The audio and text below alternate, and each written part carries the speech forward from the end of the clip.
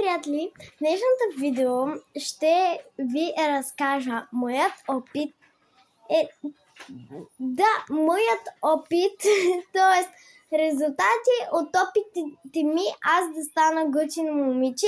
И днес ще ви разкажа това, което съм научила и нека започваме.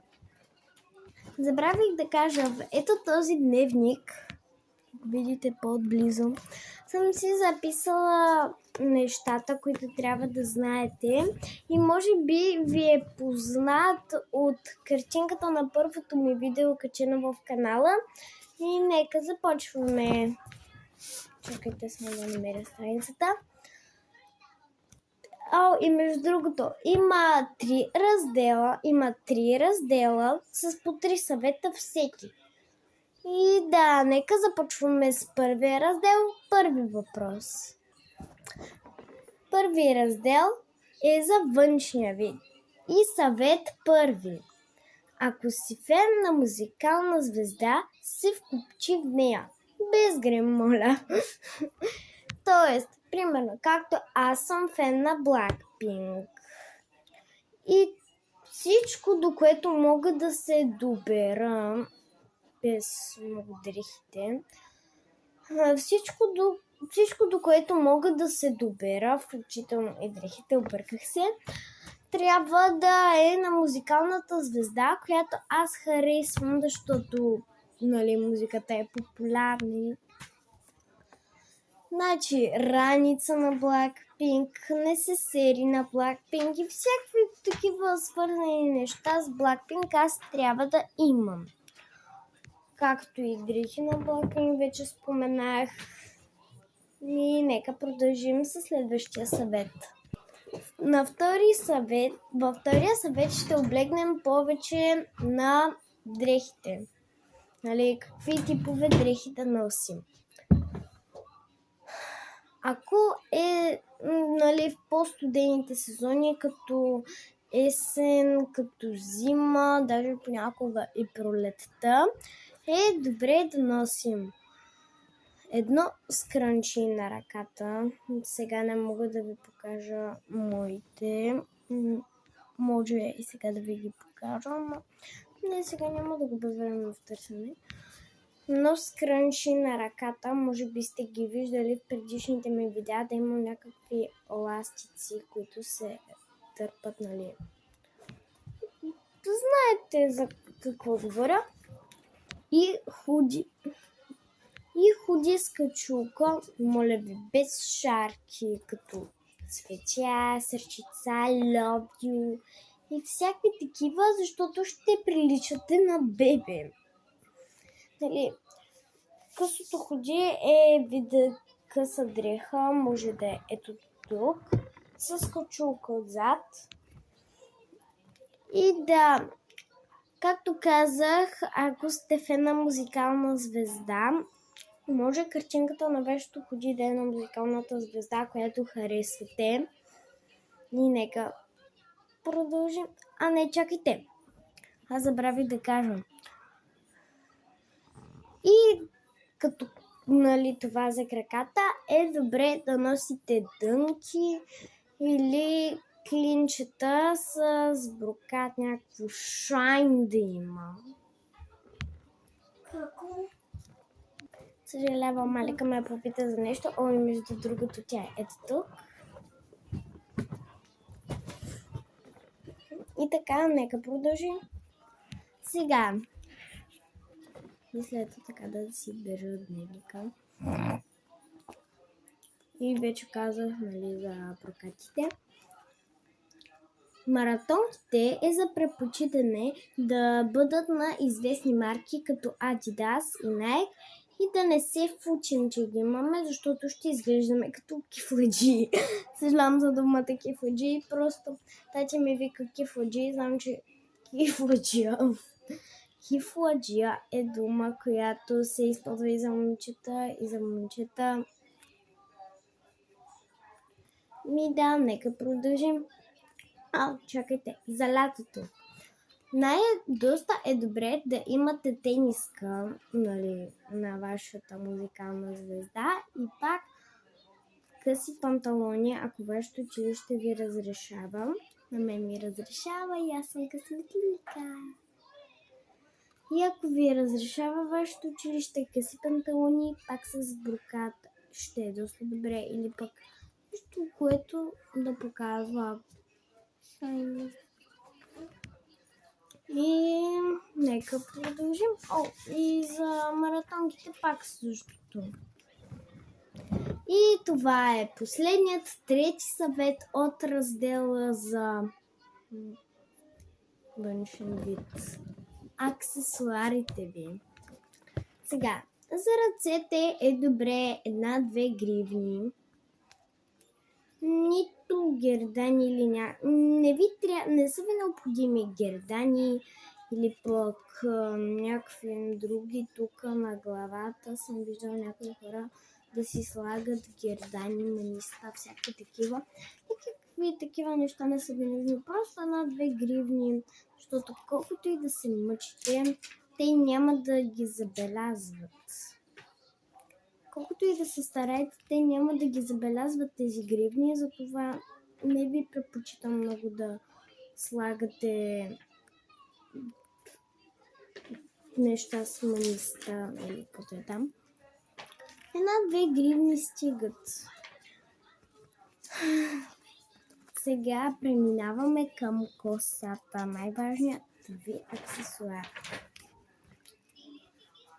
Опитвала съм с много прически и ето няколко примера. Опитвала съм с плитка, водопад и скрънч с пети, нали? Скрънч отзад на косата, защото мисля, че доста хора ще харесват, ако съм отзад с пети. Също и с висока опашка с цветни кичури, нали? Самата висока опашка и ето тук цялата коса ви е цветна. С това съм опитвала веднъж. Ето, не бях точно, нали, аз имах една боя, както и да е, моята приятелка и я използвах за тази опашка специално и за боядисване на косата. Между другото, пишете ми долу в коментарите, искате ли да кача видео, в което си боядисвам косата. Това е вашето мнение, запомнете това. Не е вярно. Ей! И така, нека продължим. И колко с боядисани кичури. Опитах се да накъдря кичурите, само че не ми се получи. И да. И всички очи бяха перени от мен, защото с тези прически няма как да не ви забележат, особено пък вторите. Защото като ви видят цвет на косата и другите вау, страхотна си, невероятна си и всякакви такива. Така, продължаваме. Ако искате още прически, разбира се, винаги можете да видите Випец с канала и моля ви, гледайте последните ми 2 епизода, ако искате да видите още прически. И така, вече сме на раздел 2. Отношението ви. Като първи съвет съм записала: няма как да не преминем без думата бат в този раздел. Знаете какво е бат, нали? Ако не знаете, пишете ми долу в коментарите, аз ще ви обясня или пък не. Аз сега ще ви обясня. Сега, бат е лош момиче. Държиш се не толкова добре, ама да не да дадем на макс това бат, защото можете да изгубите приятелите си, които разчитат на вас. Не бъдете прекалено, знаете, бат. И така. Нека продължим.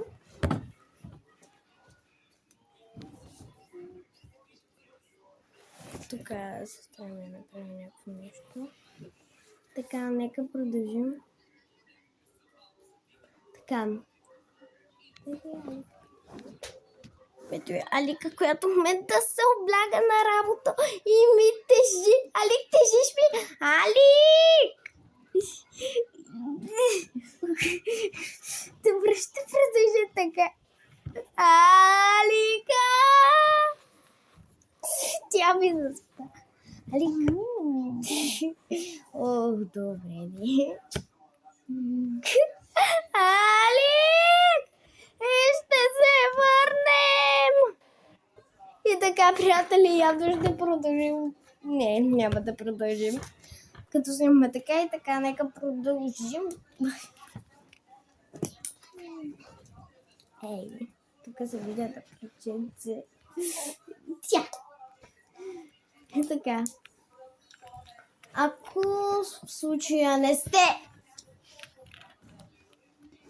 И така, приятели, ако в случая не сте от бат, както съм аз. На 3. На 2. И ако в случая не сте от бат като мен, ви предпочитам да си слушате по-често песента Chillin' Like Villain. Chillin' Like Villain. Chillin' Like Villain. И така нататък. Така, на мен случай ми помага. Дали ви е помогнал и на вас? Пишете ми долу в коментарите, като станете гъчни. Така, съвет 2. Съвет 2. Трябваше да спра за малко. Така, щом приятелите ти те наобикалят и ти задават много въпроси като виж това или виж това, погледни ме сега. И всякакви такива. И добре е или да кажете стига, или просто не ми пука. Но внимавайте с тона, защото пак можете да загубите своите приятели, като повишите тона. Много е важен тона, как казвате тези неща. Това зависи вашето бъдеще, хора. Внимавайте. Добре, смешното се завърна. Така, сега продължаваме. И съвет 3. Щом чуете думата ваканция. Алик! Алик, стига! Алик, ръката ми не е да я уили възглавница.